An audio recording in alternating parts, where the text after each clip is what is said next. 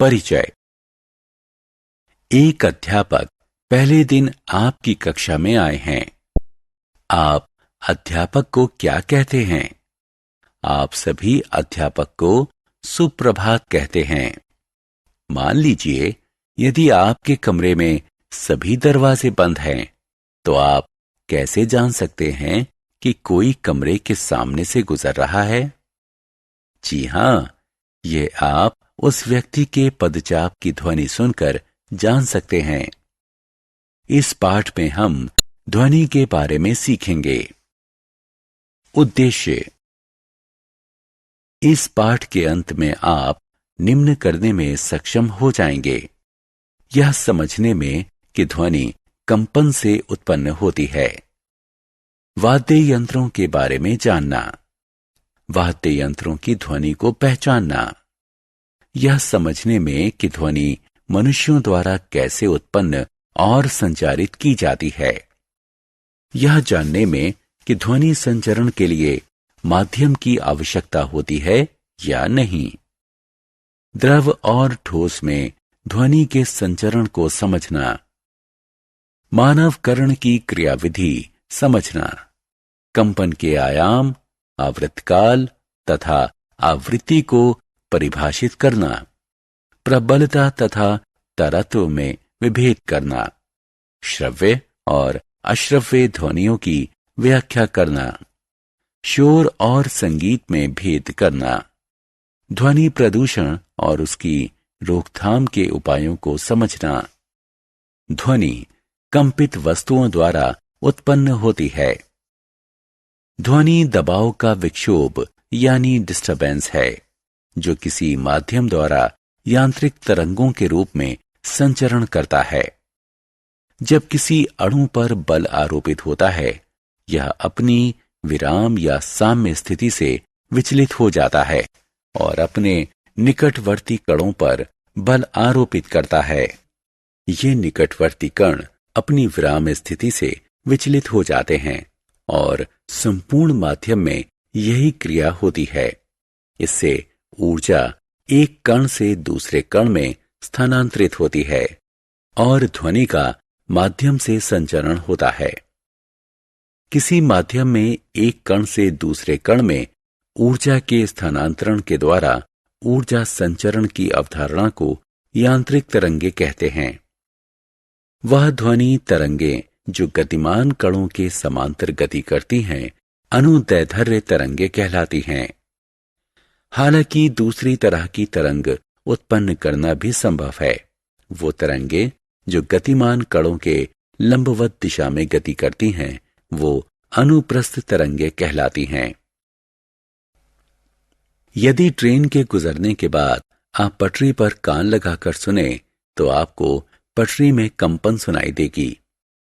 इससे प्रमाणित होता है कि ध्वनि ठोस पदार्थों से होकर संचारित होती है। मनुष्य ध्वनि कैसे उत्पन्न करता है? मनुष्यों में वाक् यंत्र। मनुष्यों में ध्वनि वाक् यंत्र अथवा कंठ द्वारा उत्पन्न होती है। वह भाग जो कुछ निगलते समय चलता प्रतीत होता है, उसे वाक् यंत्र कहते हैं। यह श्वास नली के ऊपरी सिरे पर होता है। वाक् यंत्र के आर पार दो वाक् तंतु तानित होते हैं। जब फेफड़े वायु को बाहर निकालते हैं, तो वाक् तंतु कंपित होते हैं, जिससे ध्वनि उत्पन्न होती है। जब वाक् तंतु तने हुए और पतले होते हैं, तब वाक् ध्वनि का प्रकार या उसकी गुणता उस वाक् ध्वनि से भिन्न होती है, जब वाक् तंतु ढीले और मोटे होते हैं। ध्वनि गमन करती है। ध्वनि संचरण के लिए माध्यम की आवश्यकता होती है। एक हवा भरे जार में विद्युत घंटी रखिए। आप विद्युत घंटी की ध्वनि सुन सकते हैं। अब निर्वात पंप की सहायता से इस जार की हवा को निकाल दीजिए। जब आप जार से हवा को निकालते हैं, तो आवाज कम होनी शुरू हो जाती है। पूरी हवा निकल जाने पर आवाज पूरी तरह खत्म हो जाती है। इस प्रयोग से प्रमाणित होता है कि ध्वनि के संचरण के लिए माध्यम की आवश्यकता होती है। ध्वनि ठोस माध्यम से गमन करती है। अपने दोस्त से मेज के एक सिरे पर छड़ी से मारने के लिए कहिए। मेज के दूसरे सिरे पर आप कान लगाए रखिए। जब आपका दोस्त मेज को मारेगा तो आपको दूसरे सिरे पर उसकी ध्वनि सुनाई देगी। इससे प्रमाणित होता है कि ध्वनि ठोस माध्यम में गमन करती है। ध्वनि गमन करती है। ध्वनि वायु में गमन करती है। आप जो सुनते हैं वह वायु के माध्यम से ध्वनि का संचरण है।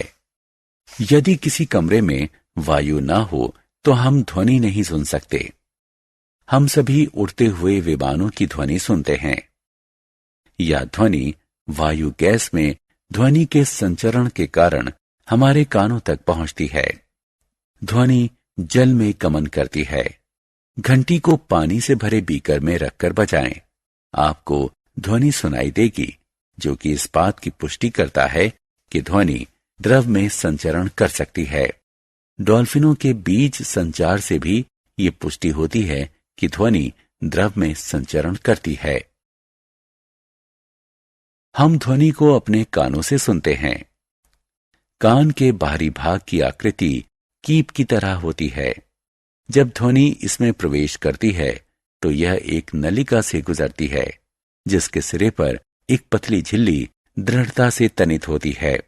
इसे कर्णपटह कहते हैं। ध्वनि कंपन से कर्णपटह कंपित होते हैं और कर्णपटह कंपन को आंतरिक कर्ण में भेज देता है। आंतरिक कर्ण से यह मस्तिष्क में जाता है। इस प्रकार हम ध्वनि सुनते हैं।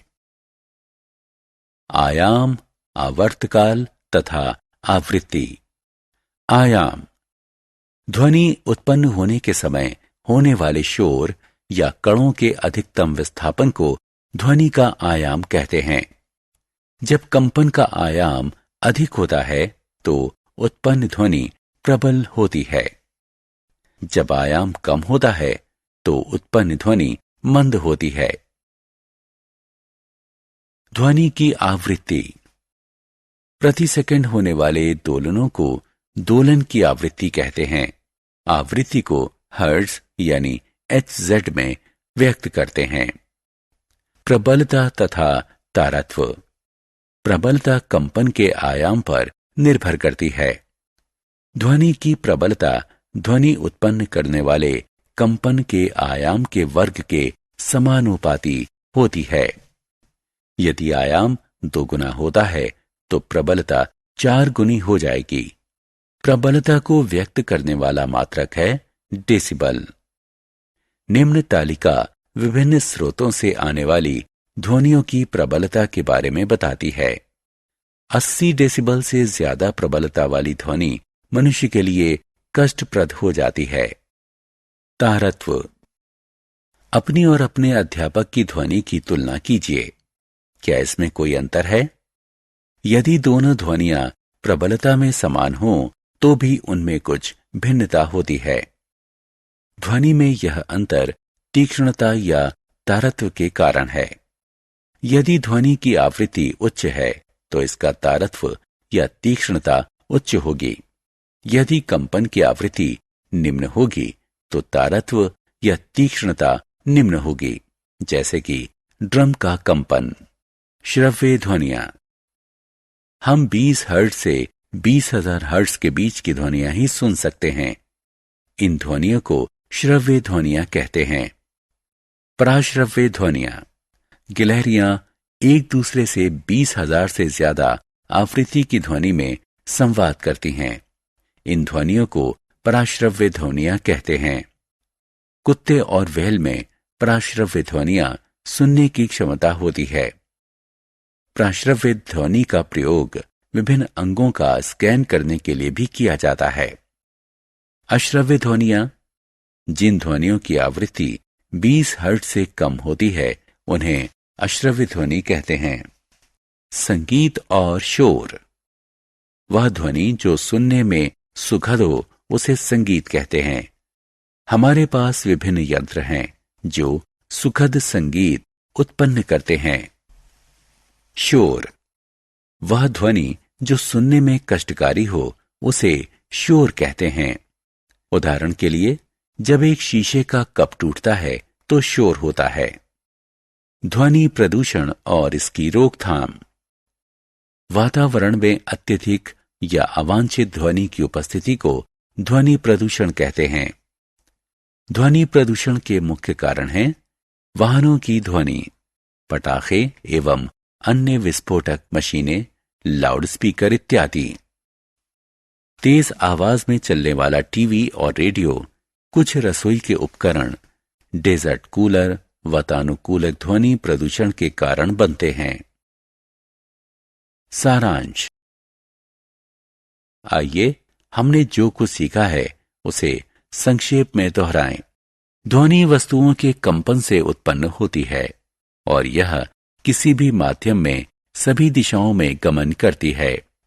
किसी वस्तु के इधर उधर या आगे पीछे गति करने को कंपन कहते हैं। मनुष्यों में ध्वनि वाक्यंत्र या कंठ से उत्पन्न होती है। ध्वनि को गमन करने के लिए एक माध्यम की आवश्यकता होती है। ध्वनि निर्वात में गमन नहीं कर सकती। हम अपने कानों से ध्वनि सुनते हैं। स्थिति को कंपन का आयाम कहते हैं। किसी वस्तु की इधर उधर गति करने को दोलन गति कहते हैं।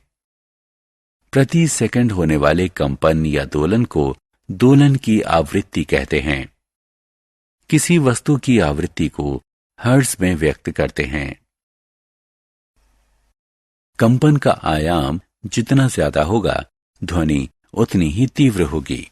कंपन की आवृत्ति जितनी अधिक होगी, ध्वनि की तीक्ष्णता या तारत्व उतना ही ज्यादा होगा। मानव कर्ण के लिए श्रव्य ध्वनि की सीमा 20 हर्ट्ज से 20,000 हर्ट्ज होती है। वातावरण में अत्यधिक या अवांछित ध्वनि की उपस्थिति को ध्वनि प्रदूषण कहते हैं।